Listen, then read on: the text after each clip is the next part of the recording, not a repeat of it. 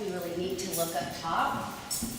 He has the whole space in the dark gallery, which is what Aaron is actually what we call in process.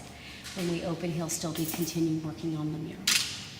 My background basically stems from being involved in things like graffiti art growing up and skateboarding and a lot of these different things. But, you know, about 15 years ago, I got heavily interested in doing public murals and public artwork. So really the kind of the beginnings of what I do started out doing work in the public space, which, you know, is a very different environment than doing. People who come to a museum are, you know, generally coming to look at art. They're already putting themselves, you know, in the position of a viewer of art, whereas in the public space it's much different. You're painting giant things for any and all who happen to pass by to see. So right there the approach is much different in a museum setting.